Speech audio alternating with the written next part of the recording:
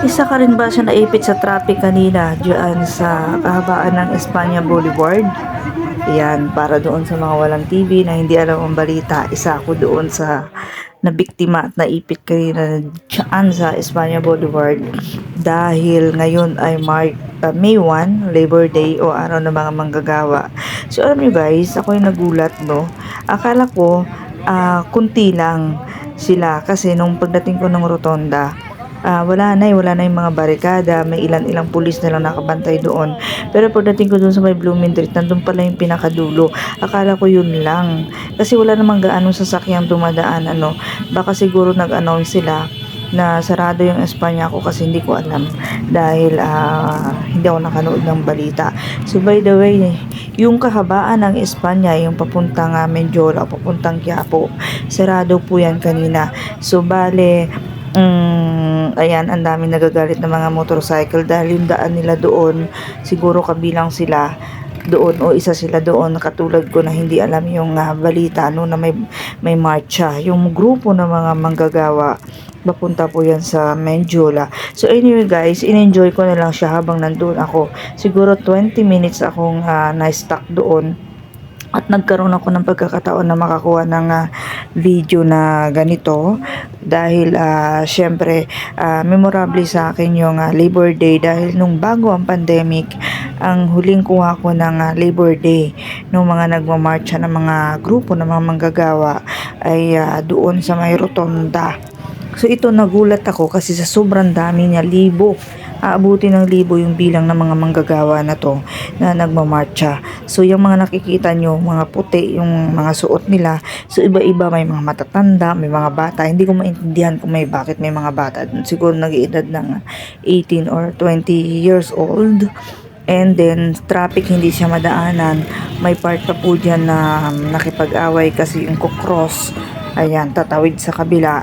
Ayaw nilang padaanin. So, base dito, sa aking obserbasyon, dapat hindi nila sinakop yung buong kalsada kasi kahit papaano, may mga dumadaan pang mga sasakyan dyan.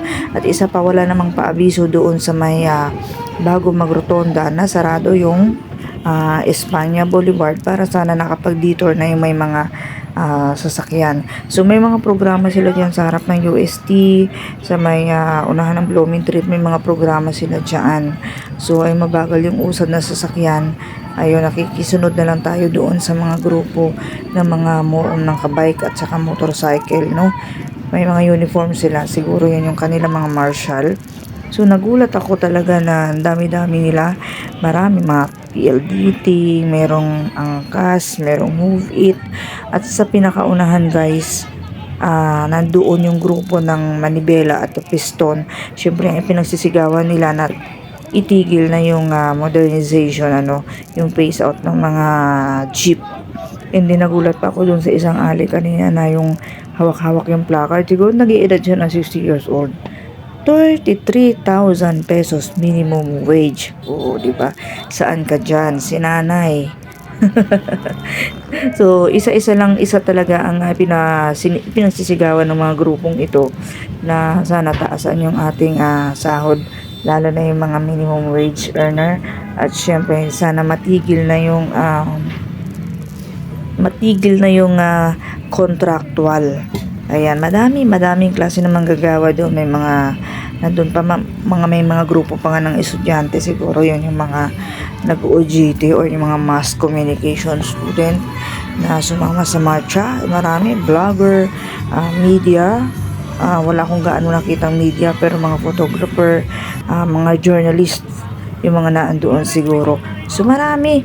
Ayan guys, yung mga naka-blue na yan ay grupo ng mga Piston at Manibela. So para po sa mga manggagawang Pilipino, nabuhay po tayong lahat.